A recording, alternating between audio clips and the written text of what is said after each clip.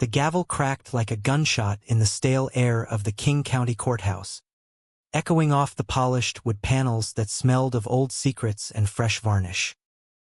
Lucas Harlan froze in the defendant's chair, his heart slamming against his ribs as if it might burst free, while across the room, his father, James Harlan, the man who'd built walls around their family taller than the Space Needle, leaped to his feet, face twisted in a storm of anguish no one saw coming. "He's gay," James bellowed, his voice raw and ragged, slicing through the murmurs like a blade through fog. "My son is gay. Just like his old man. If you'd all stop pretending long enough to listen." Lucas had always known the rain in Seattle was more than weather. It was a confession, a shroud, a lover's whisper against the skin that promised to wash away sins but never quite did. He'd grown up under its relentless patter, in a modest craftsman bungalow on Queen and Hill where the evergreens bowed like weary sentinels, guarding the fragile peace his family pretended to hold. James Harlan was the pillar, a high school history teacher with a voice like gravel wrapped in velvet, who could quote Lincoln's Gettysburg Address from memory but stumbled over the simplest truths about his own blood. And then there was Lucas, the 24-year-old barista-slash-aspiring journalist, whose notebooks overflowed with half-formed stories about the city's hidden hearts, the drag queens hustling tips in Capitol Hill bars, the tech bros nursing broken dreams in overpriced lofts, the quiet couples stealing kisses in Pike Place under the shadow of the clock. Started, like most unravelings do, with a kiss. Not the kind that changes the world, but the kind that shatters your own. Lucas had met Theo at a poetry slam in a dimly lit basement off Broadway, where the air hummed with spoken-word fire and the scent of patchouli and cheap wine. Theo was electric, 26. With sun-kissed skin from summers in San Diego, he never quite left behind. Curly black hair that fell like a halo over hazel eyes that sparkled with mischief, and a laugh that pulled you in like gravity. He was a graphic designer by day, revolutionary by night, tattoos snaking up his arms like vines claiming a forgotten trellis, quoting Audre Lorde between drags on his vape. "You're writing the city's pulse," Theo had said that first night, leaning close over a shared notebook, his breath warm against Lucas's ear. "Let me help you make it beat louder." They fell fast, the way Seattle falls into autumn, sudden, all-encompassing, leaves turning crimson before you can catch your breath. Stolen afternoons in Discovery Park, where the sound crashed against the shore like unspoken promises, hands intertwined under flannel shirts, lips brushing in the salt spray. Theo's apartment in Fremont was a chaos of half-finished canvases and fairy lights strung like stars across exposed brick, where they'd lie tangled on a futon mattress, trading dreams over takeout pho. Lucas told him everything. The ache of hiding his queerness from James, the way his mother's death 5 years back had hollowed them both out, leaving James to raise a teenager alone while burying his grief in lesson plans and PTA meetings. "Dad's straight as they come," Lucas murmured one night, tracing the constellation of freckles on Theo's shoulder. "Bible study on Sundays, flannel for life." If he knew, it'd break him. Theo pulled him closer, fingers threading through Lucas's dark waves. "Love doesn't break, loose. It bends us until we're whole." And in those words, Lucas found a fragile faith, the kind that blooms in greenhouses, protected from the frost. But Seattle's underbelly had teeth, and it bit when you least expected. Lucas's side gig at The Stranger, the alt weekly that thrived on exposing the city's rot, led him to a story too juicy to ignore, a corruption scandal snaking through the Seattle school district. Whispers of embezzlement, Kickbacks from textbook publishers funneled into slush funds for connected board members. James's school was ground zero.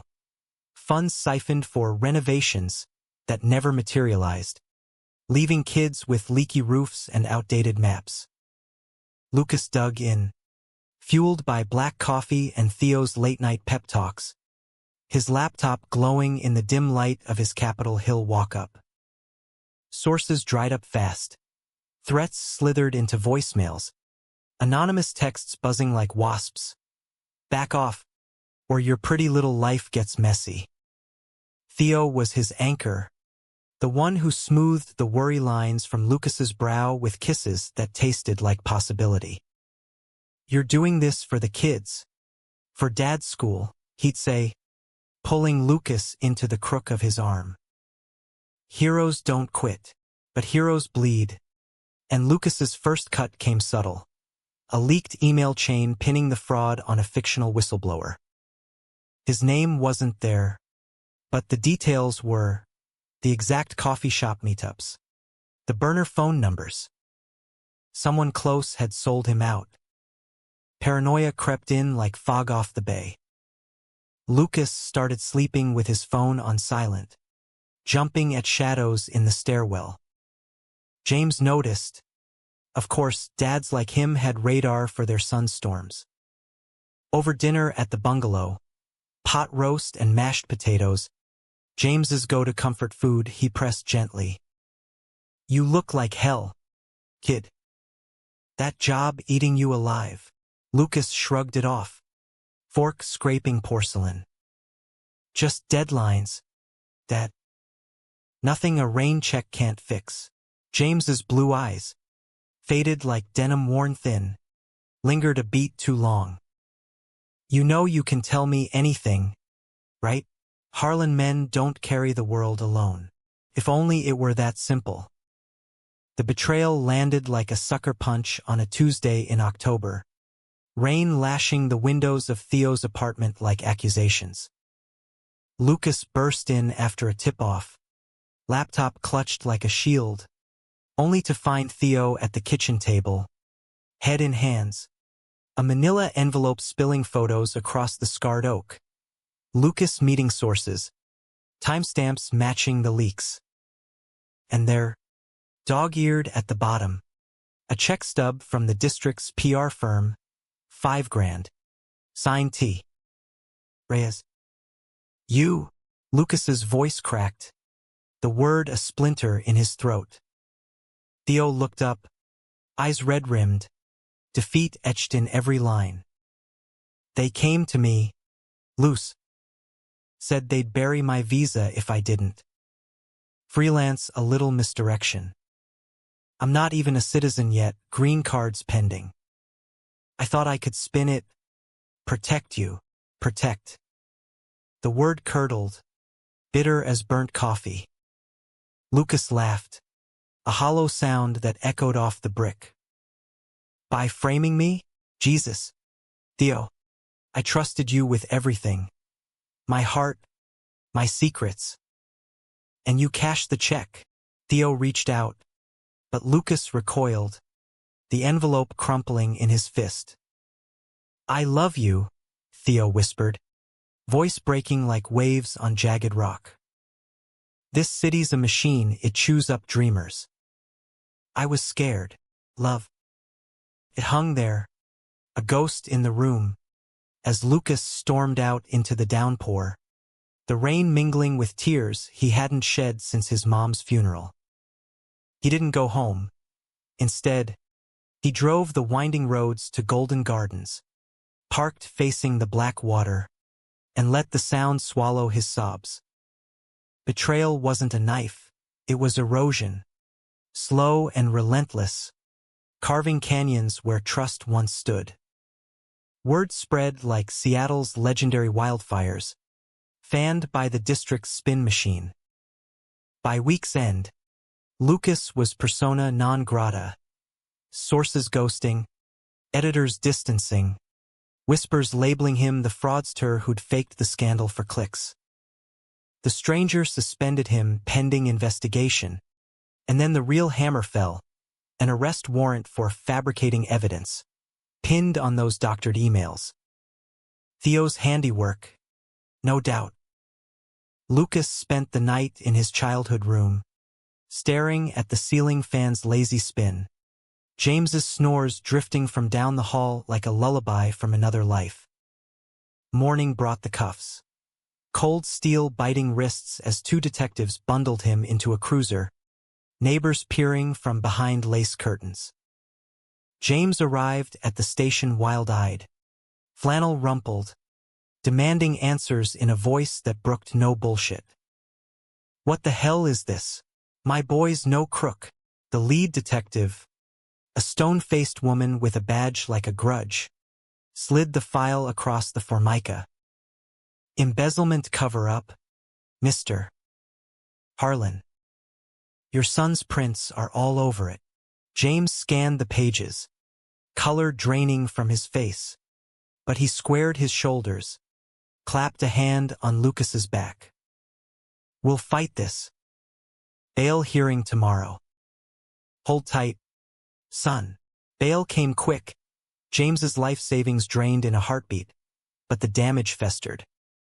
Reporters swarmed the bungalow steps, flashbulbs popping like gunfire, questions barbed. "Mr. Harlan, any comment on your son's lifestyle choices influencing this scandal?" Lifestyle. The word slimed its way into Lucas's gut, a reminder that in their tidy suburb, queerness was still the unspoken asterisk.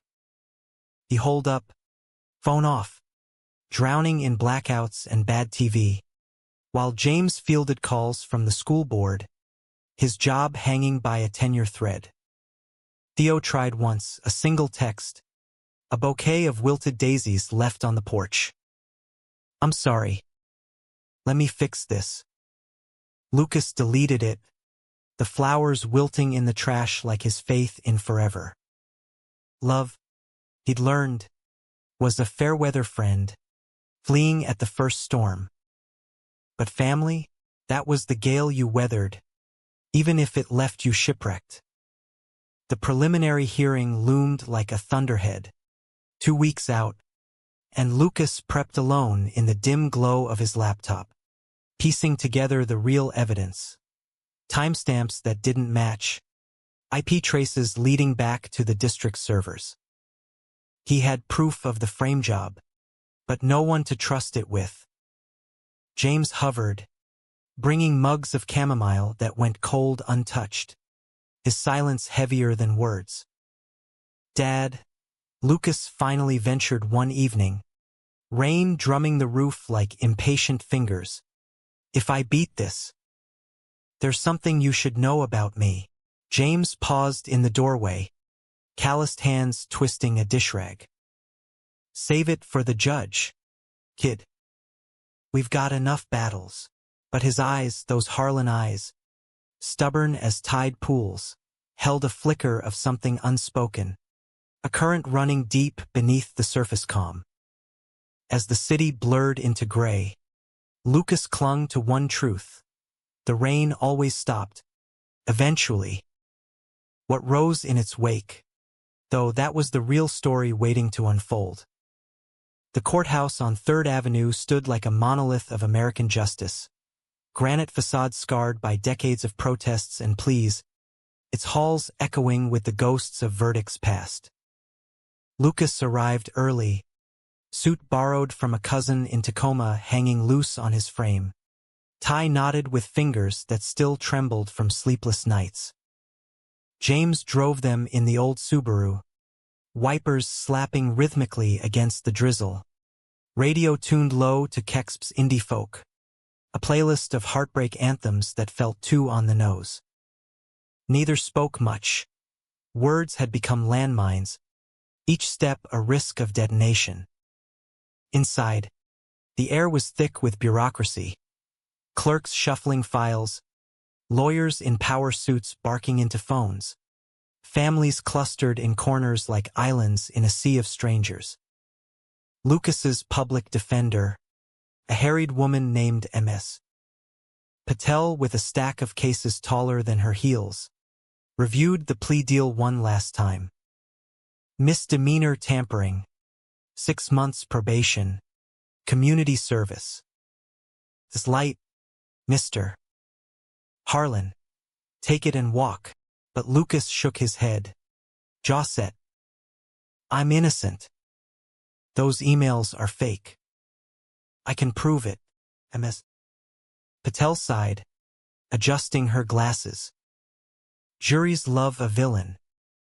And the prosecution's got a star witness, your ex, testifying to motive and access. Theo. The name alone soured his mouth. Lucas hadn't seen him since that night, but the betrayal lingered like a bruise that bloomed purple under the skin. In the weeks since, Theo had gone radio silent, his social scrubbed clean, apartment sublet to some tech transplant. Cowardice, Lucas told himself, but doubt whispered otherwise. What if he was right? What if love bends? But survival snaps? The courtroom was a theater of the absurd. Mahogany benches worn smooth by fidgeting defendants. The judge's bench elevated like a throne. American flag drooping slightly in the AC's chill. The prosecutor, a slick operator named Hargrove with an Ivy League drawl and cufflinks that screamed old money, painted Lucas as the millennial opportunist. A disgruntled employee, jilted in love, willing to torch the system for personal gain. Gasps rippled through the gallery. Mostly district parents, faces twisted in righteous fury. Lucas's stomach churned as Theo took the stand, looking smaller than Lucas remembered, suit ill-fitting, eyes darting like a cornered animal. Do you swear to tell the truth? The oath hung, and Theo's voice cracked on the affirmative. Hargrove led him gently, coaxing details. Late nights at Lucas's laptop, passionate arguments over the story's direction, access to sensitive files. Lies woven seamless as spider silk. Then the pivot. Mr. Reyes, did the defendant ever discuss his personal life in relation to this investigation? Theo hesitated, gaze flicking to Lucas, pleading, almost. He mentioned how the scandal hit close to home. His dad's school. Said it was personal. Personal. The word detonated softly, but it was enough. Whispers swelled.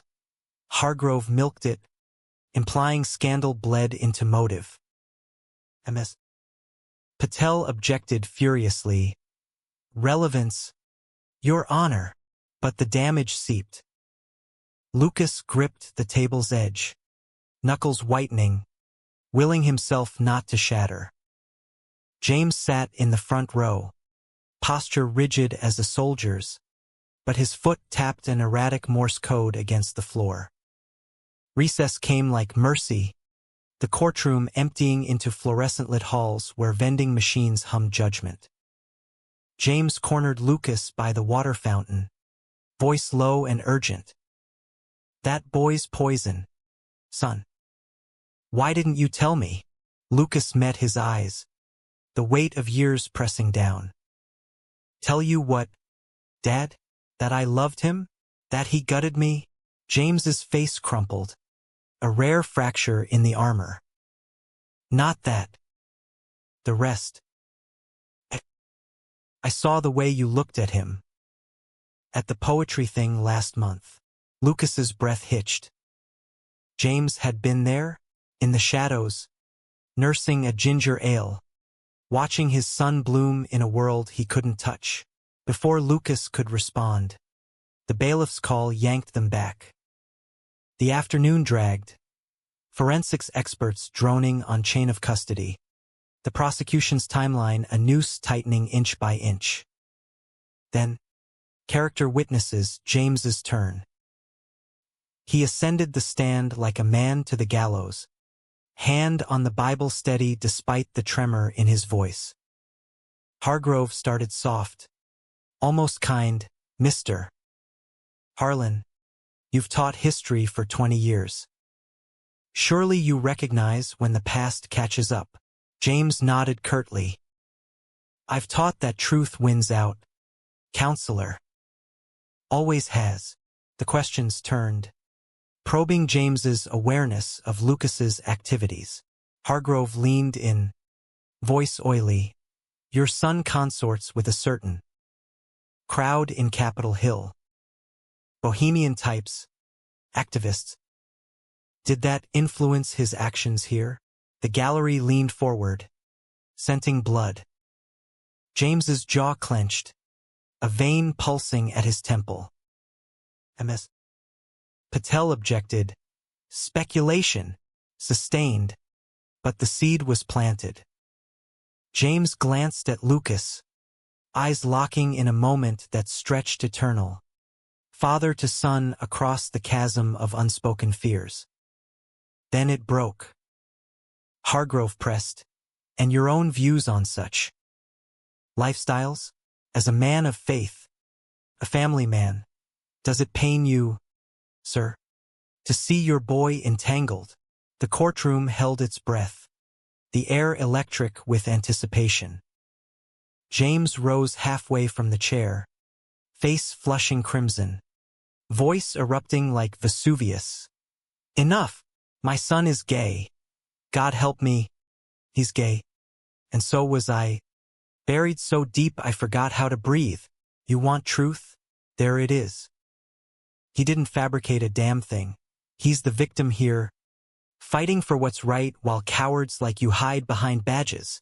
Chaos erupted, shouts from the bench, gasps cascading like dominoes, Hargrove's face paling to parchment.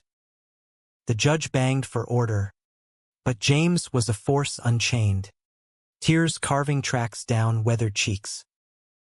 I lost his mother to cancer, watched her fade while I pretended my own heart wasn't screaming. I raised him alone, teaching him to stand tall, but I never showed him how. Not until now. Lucas is innocent. Charge him, and you charge every kid who's ever dared to love in the shadows. Bailiffs swarmed, but James went willingly, cuffs clicking soft as a sigh. Lucas lunged forward. Dad! Only MS. Patel's grip holding him back. The gallery buzzed, phones surreptitiously recording, the confession rippling outward like a stone in the Duwamish. Recess extended to pandemonium. Hargrove huddled with the DA, faces grim. Theo slunk out a side door, vanishing into the ether. In the holding room, James sat composed now, rubbing wrists raw from the cuffs. Lucas burst in, tears hot and unbidden. Why, Dad? You didn't have to. James pulled him into a hug, fierce and bone-crushing, the kind forged in foxholes. Had to, son. For you. For me. That closet is a coffin. Time I kicked the lid off. They held there, father and son, the rain outside softening to a drizzle, as if the city itself exhaled. But justice wasn't a fairy tale, and the hearing adjourned with no ruling, motions flying, continuances granted. The confession bought time, headlines blazing. Teacher comes out Ian's son's defense. Harlan's scandal explodes. Support flooded in, alumni petitions, queer activists rallying outside the courthouse with rainbow flags snapping in the wind.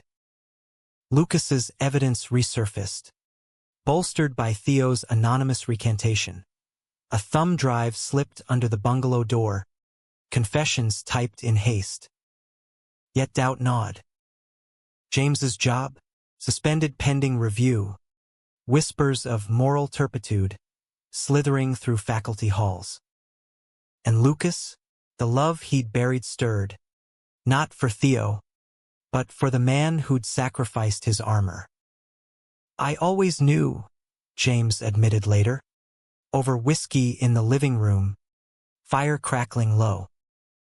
The way you moved, the books you hid, reminded me of myself, young and terrified in Nam, stealing glances at the medic in my unit. Lucas listened, piecing together the mosaic of his father's silence. A marriage of convenience to Lucas's mom, a love unspoken buried with dog tags. Healing began tentative, like crocuses pushing through February slush. Walks along the locks at Ballard, watching salmon leap their futile arcs, talking in circles about regret and release. James shared stories. First kiss in a Saigon alley, rain masking the thunder of his pulse, the ache of returning to a wife who deserved more. Lucas confessed his own fragments, the boy in high school who'd fled a fumbling advance, the nights scrolling grinder in secret. Theo was my first real shot at brave, Lucas said, voice small. James nodded. Brave ain't perfect, kid. It's showing up. The trial date loomed. But so did possibility, a new editor at The Stranger, intrigued by the twist, offering a platform. Lucas wrote, words flowing freer now, the scandal morphing into a manifesto on corruption and closets. Theo, a ghost, but forgiveness flickered, distant as lighthouse beam. In the quiet hours, Lucas wondered, could love rebuild what betrayal raised? Seattle's rain answered in whispers, promising renewal with every drop.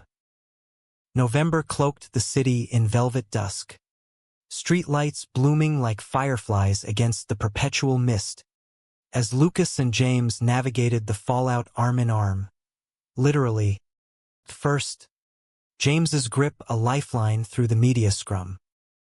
The headlines had evolved from scandal to saga.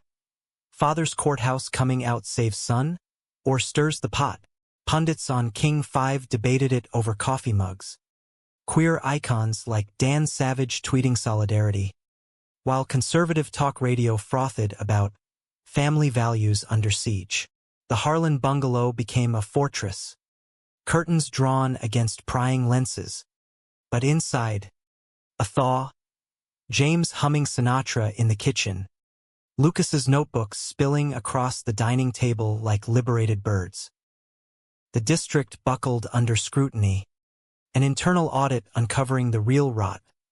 Millions vanished into offshore accounts, board members scrambling for plea deals. Hargrove's case crumbled like wet newsprint, Theo's recantation, bolstered by forensic dives into metadata, exposed the frame as district orchestrated.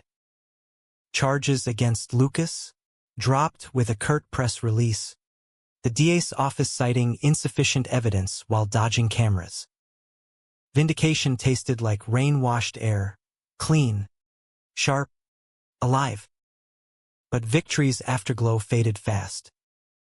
James's suspension stretched, the school board citing distraction to the learning environment, code for discomfort with his truth. Tenure be damned. At 58, starting over meant substitute gigs or retirement on a teacher's pension thinner than Puget Sound fog. It's bullshit, Lucas fumed one evening, pacing the living room as James nursed a beer by the hearth. They can't punish you for being honest. James chuckled, wry as aged oak. Honesty's a luxury, son. In this town, it's a grenade. Lucas couldn't let it lie. His piece in The Stranger, the cost of coming out. When justice wears a closet, hit stands like a thunderclap, weaving their story into the district's web of lies. Readers flooded the tip line, parents outraged, alumni donating to a hastily crowdfunded legal defense fund. Protests bloomed outside the admin building, queer youth with megaphones chanting, "Love is not the crime." Elders like James linking arms in quiet solidarity. For the first time, Lucas saw his father not as monolith, but man, vulnerable, veined with regrets, yet unbowed. Amid the whirl, Romance re-entered sideways, uninvited but insistent. His name was Elias Eli to friends, a 30-year-old librarian from the Seattle Public Central Branch, with wire-rimmed glasses that slipped down a Roman nose, sandy hair perpetually tousled as if wind swept from the pages he devoured. They met at a reading for Lucas's article, Eli in the front row, notebook in lap, questions sharp as haiku. "Your words cut deep," he said afterward, over watery punch in the library's atrium. "But what's the epilogue? Do we rewrite the endings? Or just annotate the pain?" Lucas blinked, caught off guard by the quiet intensity. Eli's voice a low timbre, like cello strings plucked soft. His smile crooked with the weight of bookshelves worth of empathy. No tattoos, no electric chaos. Just steady eyes the color of driftwood, hands inked with faded library stamps. They talked until closing, wandering the stacks, fingers brushing spines, Vonnegut, Baldwin, Wolfe, as if curating a shared syllabus on survival. Eli was out and proud, unapologetic.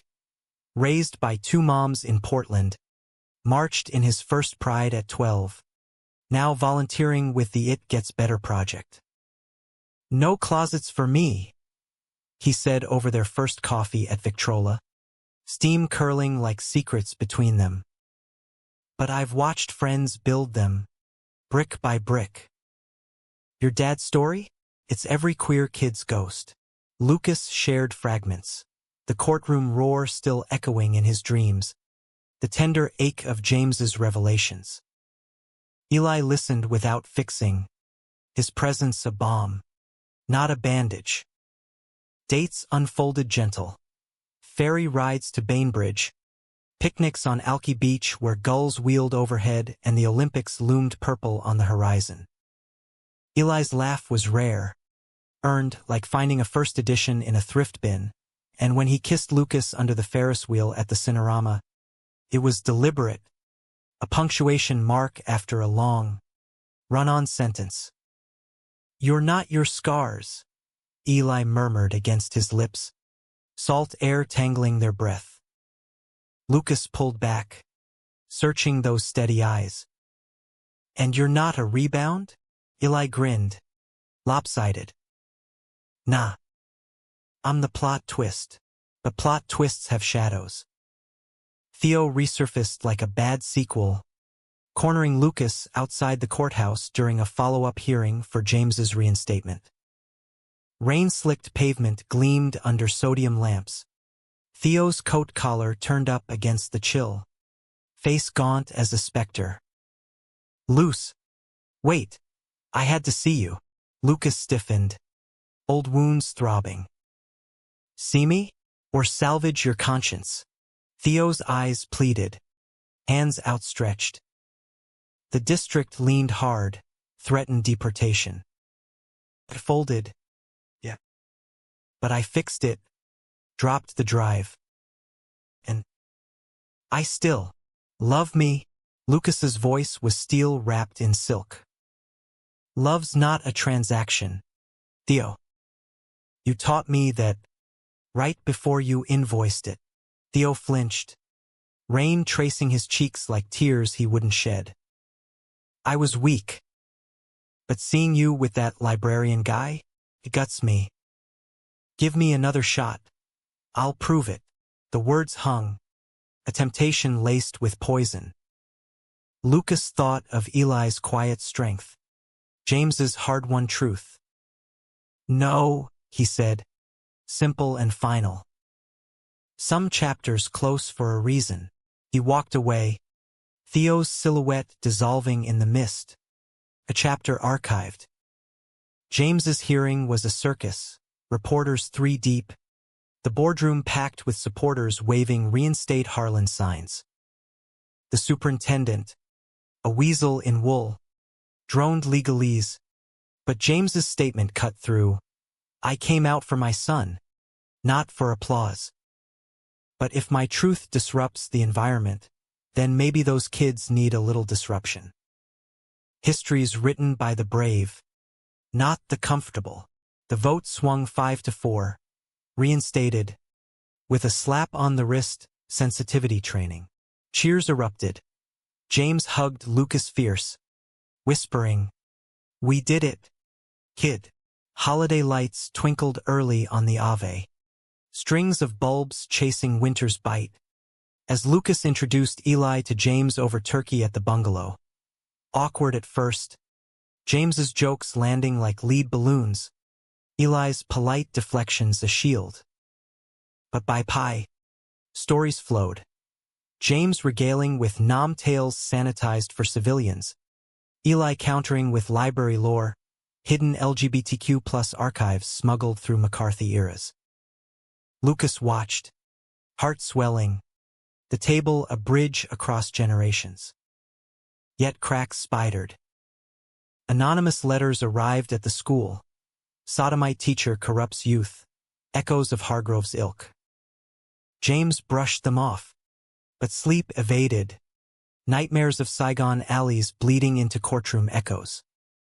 Lucas found him one dawn, staring at Mom's photo on the mantel. "Worth it," James rasped. Lucas knelt, hand on knee. Every word. Eli became confidant.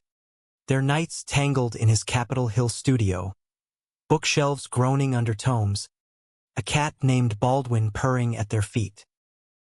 Lovemaking was exploration, not conquest. Slow maps drawn with fingertips, laughter punctuating gasps, Eli's whispers weaving spells of worthiness. "You're home," he'd say, and Lucas believed it, the betrayal scar fading to silver. Christmas Eve brought snow, rare, fat flakes blanketing the sound like forgiveness. They skated at the Winterfest, James unsteady on blades, Eli steadying with gloved hands, Lucas between them laughing till his sides ached. Under the tree, gifts unwrapped. For James, a leather-bound journal from Lucas. "Write your story, Dad." For Eli, a vintage typewriter from Lucas. Keys worn with promise. For Lucas, mismatched offerings. A signed copy of Giovanni's Room from Eli. A pocketknife engraved Harlan Strong from James. As midnight tolled, they toasted with eggnog. The city hushed under white. But in the quiet, Lucas felt the pull, the story unfinished, the district's tendrils lingering. Hargrove, demoted but not defeated, whispered of appeals. Theo's shadow, banished, but echoes mocked. Love, Lucas realized, wasn't the absence of storm, it was dancing in the downpour, soaked but soaring. Winter gripped Seattle like a jealous lover, ice glazing the streets and frosting the evergreens, turning familiar paths into treacherous mazes. January thawed the snow but not the chill in James's bones. The letters escalated. Typed screeds slipped into his mailbox, escalating from biblical quotes to veiled threats. "Watch your back, Harlan. Sinners fall." He burned them in the sink, flames licking blue, but the ash clung, a residue of fear he couldn't rinse away. School resumed, but the hallways hummed with sideways glances, colleagues' smiles tight, students' whispers a low buzz behind lockers. James taught with the same fire, dissecting the Stonewall riots with a fervor that bordered on evangelism. But at day's end, he drove home with windows fogged, radio off. Lucas noticed the erosion, the way James's shoulders rounded like sails in doldrums. "Talk to me," he urged over breakfast, oatmeal steaming between them. James stirred absently, spoon clinking. "Just echoes, son. Ghosts don't bite." But they did, nipping at resolve, drawing blood in the dark. Eli, ever the archivist, dug into precedents. Lawsuits against queer educators, patterns of retaliation masked as policy. "We document," he said, spreading files across his coffee table like a war map. "Then we fight." The fight found them first. Student 18, closeted, eyes wide as saucers, approached James after class, pamphlet trembling in hand. "It gets better? Not here. Mister. I read your story. My folks. They say stuff like those letters. How do you keep going?" James knelt to eye level, voice steady as bedrock. "One breath at a time, kid. And you lean on the ones who see you." He didn't out the boy, but he listened, really listened, planting seeds in soil long fallow. Word spread among the queer kids. A underground vine. Harlan's office a safe harbor. Door ajar for questions that burned. Lucas joined sporadically, co-facilitating chats over vending machine snacks. Eli contributing book recs, Simon versus the Homo sapiens agenda for levity, fun home for depth. The group swelled. Trans teens navigating bathrooms, bi kids decoding crushes, allies fumbling toward fluency. Laughter mingled with tears, a symphony of becoming. But harmony fractured when the principal called James in memo on boundary violations, citing complaints from concerned parents. No names, just innuendo, inappropriate discussions of personal matters. James stormed out, badge slapping his desk, straight to the union rep. Lucas met him at a dive bar in Belltown, neon buzzing open in pink cursive, pool cues cracking like bones. "They're scared," James growled over IPAs, foam clinging to his mustache. "Of me. Of us." Lucas clinked glasses. "Then we scare back with truth." The counterpunch. A town hall at the school auditorium, co-sponsored by the district's DEI committee, reluctantly. Lucas emceed, voice amplified but heart pounding, introducing James with a story not of scandal, but sacrifice. "My dad didn't shout from the rooftops for glory. He did it for love, the kind that risks everything." James took the mic. Unscripted. "I'm here because history isn't dates and battles. It's us flawed, fierce, fighting for light in the dark." Questions poured. Parents defensive. Students bold. A moderator sweating under the lights. One mom, tears streaking mascara, stood, "I don't get it. How does this change my boy?" James met her gaze. "It doesn't change him. It frees him to be." The hall didn't erupt in applause. Seattle's too polite for that. But murmurs shifted, tide turning. Coverage hit the PI Harlan stand, from courtroom to classroom. Donations trickled to the fund. The principal backpedaled. Memos retracted. Eli and Lucas's world deepened in the interstices. Weekends hiking Rattlesnake Ledge. Vistas unfolding like scrolls. Where Eli confessed his own fracture. A college ex who'd weaponized his queerness in a custody battle over a sibling. "Trust is a leap," Eli said, perched on granite, wind whipping his scarf. "You jumped for your dad. I jumped for you." Lucas kissed him there. Skyline sprawling below. The drop exhilarating. Spring teased early. Cherry blossoms dusting Capitol Hill in pink confetti. Farmers' markets bursting with rhubarb and rhetoric. Theo's ghost stirred once more. A certified letter arriving at Lucas's P.O. box. Apology notarized. Check enclosed, restitution for the $5,000. Plus interest. "I can't undo the hurt," it read, "but I can start." Lucas tore it up. Confetti of his own. But kept the check for the group. Anonymously donated. "Mercy," not absolution. James's renaissance bloomed subtle. A faculty ally outing himself in solidarity. Lesson plans infused with queer icons. Bayard Rustin alongside Malcolm X. At home. Rituals rooted. Sunday suppers with Eli. James grilling salmon on the back patio. Stories swapped like trading cards. Remember that time in '82? James began one night. Stars pricking the sky. Pride marched down Broadway? I watched from a diner. Heart hammering like a jackrabbit. Lucas leaned in. Why not join? James shrugged. Sheepish. Timing. Always the damn timing. Timing struck again in May. With the district's gala, black tie fundraiser at the Museum of Flight.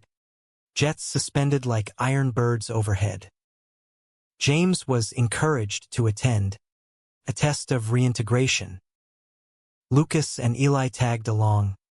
Lucas in a thrift store tux that fit like ambition. Eli's bowtie askew with charm. Cocktails flowed. Small talk a minefield. Board members air-kissing James. Eyes appraising. Then Hargrove, demoted to assistant DA. Tie loosened like his grip. Sidled up. Scotch sloshing. Harlan. Quite the spectacle you made. Family tradition. I suppose? James stiffened. But Lucas stepped forward. Voice cool. Tradition of truth. Counselor. Yours seems stuck in reruns. Hargrove's laugh was bark without bite. Enjoy the spotlight, boys. It flickers. He melted into the crowd.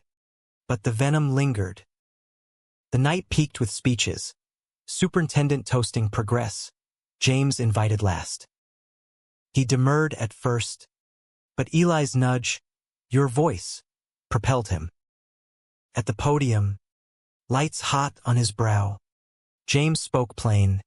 We're not here for pity or parades. We're here because every kid in those seats deserves a tomorrow without yesterday's chains. Applause thundered. Genuine this time. And in the afterglow, a board member approached. Apology in hand. Offer of a mentorship program for LGBTQ+ staff. Walking home under magnolias shedding petals like snow. Lucas linked arms with both. Proud? Eli asked. James grunted. Tired. But yeah, Lucas grinned. That's progress. Yet undercurrents swirled. Anonymous emails to the paper, Harlan's a predator, dismissed as trolls, but one attached photos, James with the student group, cropped to imply impropriety. Forged, but the sting landed. They're circling, James said, deleting the file. Lucas's journalist instincts flared. Let me trace it. The trace led to a burner account. IP bouncing through proxies. But a slip. A login from the district's network. Hargrove's shadow. Pulling strings from the wings. Confrontation brewed. But summer solstice brought reprieve. A retreat to the San Juans. Ferry slicing the Salish Sea. Orcas breaching distant. Cabin on Orcas Island. Weathered cedar. Wood stove crackling. Eli's guitar strumming folk tunes as dusk painted the straight gold. There, by firelight, truths tumbled freer. James admitted the full weight of his closet. Affairs buried. A lover lost to AIDS in the '90s. Silence his eulogy. I thought protecting you meant hiding, he said. Voice gravel. Lucas shared Theo's fracture. Eli's mending touch. Love's not singular, Eli added. Hand in Lucas's. It's a library, endless shelves. The idol shattered on return. A lawsuit filed against James, defamation, from a phantom parent claiming grooming. Hargrove's fingerprints. Faint but there. The fight reignited. Fiercer now. In the heat, Lucas found clarity. Betrayal's echo was opportunity's call. The story wasn't over, it was just beginning. June's sun burned through the marine layer, baking Seattle's asphalt into a griddle, but the Harlan home simmered hotter with the lawsuit's summons, a thick envelope thudding onto the mat like a guillotine's kiss. Jane Doe v. James Harlan. Emotional distress and endangerment. Anonymous plaintiff. Hargrove's ghostwriting evident in the legalese labyrinth. James read it aloud over cooling coffee. Voice steady but eyes storm-tossed. They want blood or bankruptcy. Pick one. Lucas paced the kitchen. Linoleum sticking to socks. Eli at the table cross-referencing precedents on his tablet. It's slap, strategic lawsuit against public participation, Eli said, pushing glasses up. Chill tactic to silence dissent. We countersue for abuse of process. James folded the papers neat. A soldier's habit. No. I won't drag us deeper. Let it die quiet. But quiet wasn't in the Harlan DNA. Lucas's editor greenlit a series, Silenced Voices, Queer Educators Under Fire, and the lawsuit became Exhibit A. Interviews with tenured teachers ousted for pride pins, counselors fired for allyship. Sources poured in. A vice principal from Tacoma, voice modulated on the line, recounting boardroom bigotry. A coach from Everett, outed by a player's parent, tenure torched. Lucas wrote feverishly, cafe tables littered with notes. Eli fact-checking over midnight ramen. The countersuit drafted, pro bono from a queer legal collective out of UW. Hit back hard. Discovery demands exposing the plaintiff's anonymity as fraud. Hargrove's emails subpoenaed. Depositions loomed. A gauntlet of gotchas. James prepped in the garage, amid toolboxes and half-built birdhouses, practicing responses with Lucas as mock counsel. Stick to facts, Lucas coached. They thrive on emotion. James nodded, but confession night after, bourbon poured neat, rocking chairs creaking on the porch. What if I lose everything? The house? The pension, your future down the drain, cause of my mouth. Lucas knelt, taking his hands, calloused from chalkboards, veined like rivers on a map. You gave me mine. It's ours to win. James's eyes glistened. Bourbon forgotten. Your mom would have loved this circus. Called it Harlan heroism with that laugh of hers. They sat till stars wheeled. Grief a bridge, not a barrier. Eli's roll deepened. Anchor in the gale. Mornings with yoga on the living room rug. Poses sinking breath to beat back anxiety. Evenings curating resilience reads. The velvet rage for James. Call me by your name for Lucas. Sans the ache. Their love flowered domestic. Grocery lists pinned with magnets. Eli's cat commandeering James's lap during Mariners games. Tentative bonds forming. You're good for him, James admitted one tailgate. Cracking peanuts under Safeco's shadow, now T-Mobile. But old habits died hard. Eli flushed. He's good for us all. The deposition was a viper's nest. Hargrove's proxy. A junior associate with shark eyes. Grilling James in a downtown conference room that reeked of stale ambition. Mr. Harlan, isn't it true your confession was a ploy for sympathy? James leaned forward, unflinching. Truth isn't a ploy, son. It's oxygen. Hours of circling, quotes twisted, context collapsed. But James held, voice a metronome of memory. Lucas watched via video link, fist pumping silent when the associate cracked first, adjourning early. Momentum shifted, the plaintiff unmasked, a Hargrove crony's wife, grievance fabricated for a payout. The case imploded, dismissed with sanctions. Hargrove's name dragged through ethics reviews. Victory lap. A press conference at City Hall. Rain holding off for once. James flanked by Lucas and Eli. Supporters spilling onto the steps. "This isn't about one win," James declared, mic feedback squealing like triumph. "It's about the next kid who knocks on my door." Scared but seen. Summer peaked in glory. Pride Month parades. Rainbow crosswalks freshly painted. The Harlans marching with the student group. James in a History is Queer tee. Lucas and Eli hand in hand. Banners waving like wings. Theo appeared peripherally, volunteering at a booth. Eyes meeting Lucas's across the throng. Nod exchanged. No words. A truce in the tumult. But climax brewed domestic. James's health faltered. A cough lingering from winter's chill morphing into doctor's visits. X-rays. Scans. The cold verdict. Early-stage lung cancer. Legacy of those Nam smokes. Irony, he joked weakly. Hospital bed cranked up. For dripping steady. Come out of the closet. And fate stuffs you in a box. Lucas gripped the rail. Eli fetching water. World tilting. Chemo scheduled. Prognosis guarded, treatable, if aggressive. The fight pivoted inward. Fundraisers for treatment.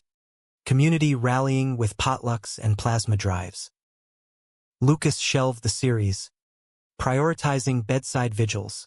James rasping stories between nausea waves.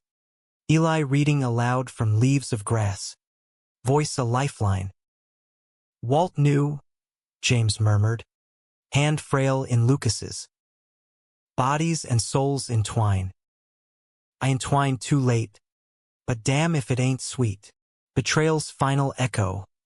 A letter from Theo. Hand-delivered. I'm leaving for L.A.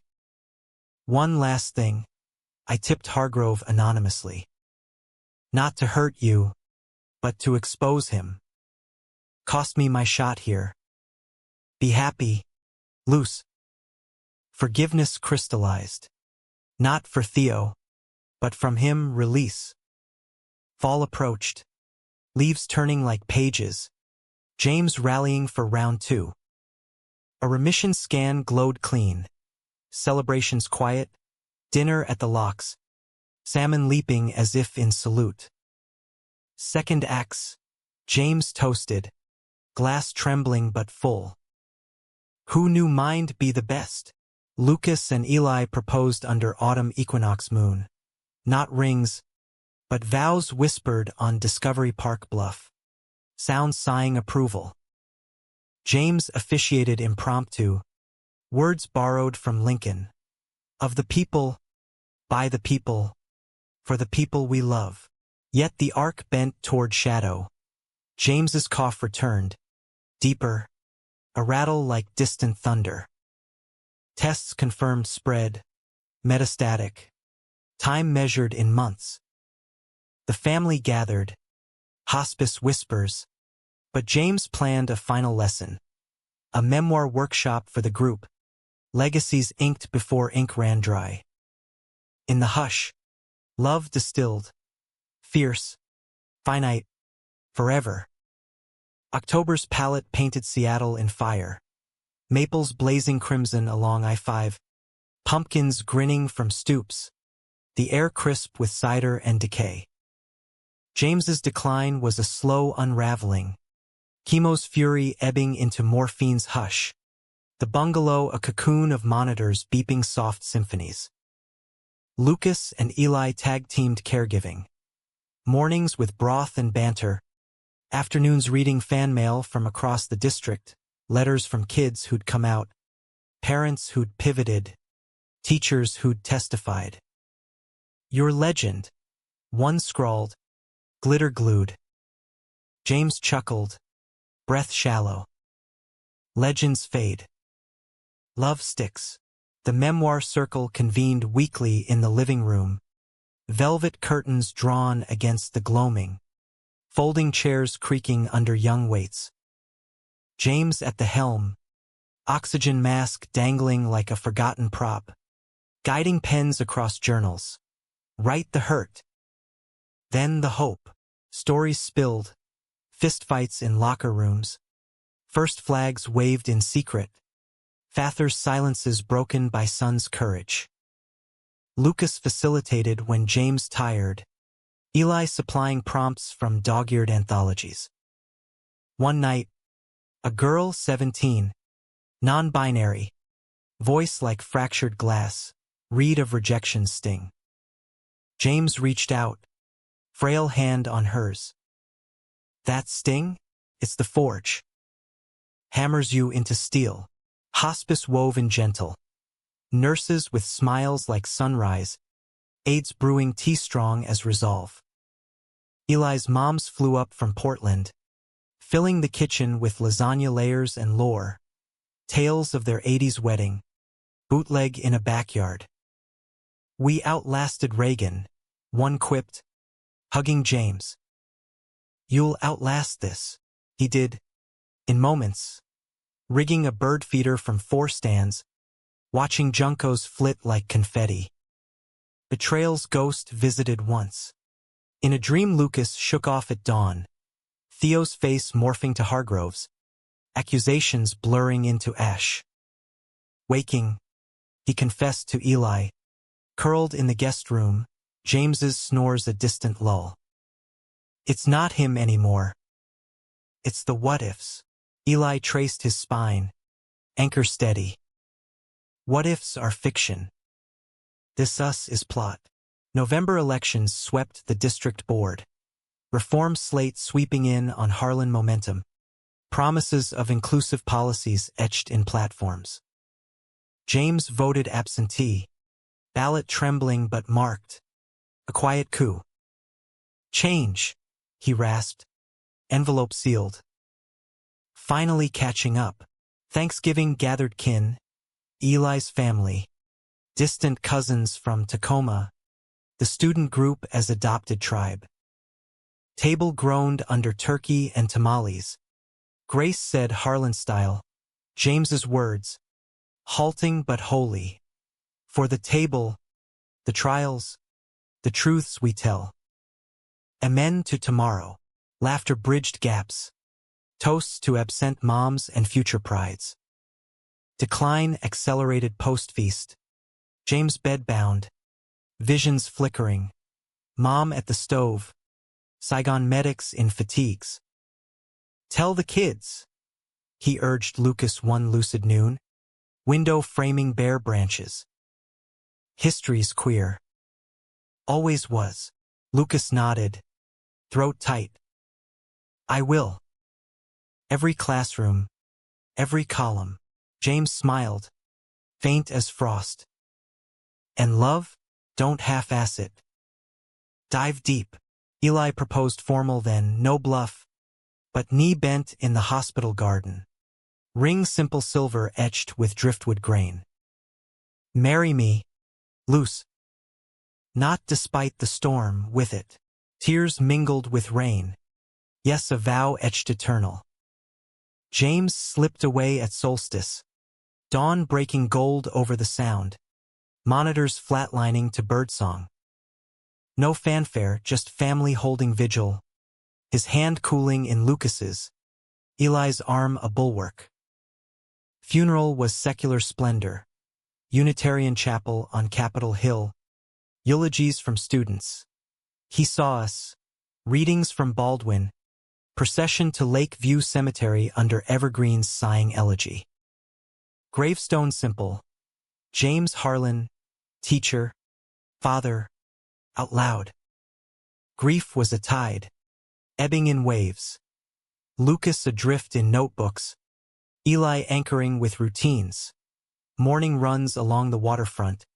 Coffee at Mel's where James held court.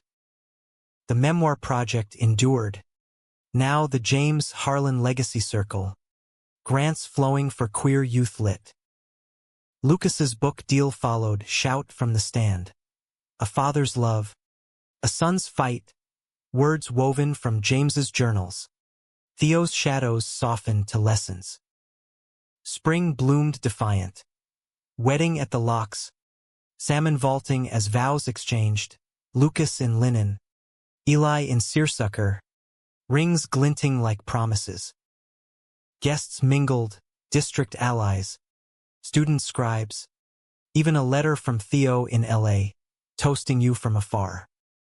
Proud. Vows echoed James. In shadows and shouts. We choose each other. Years unspooled. Lucas editing at The Stranger.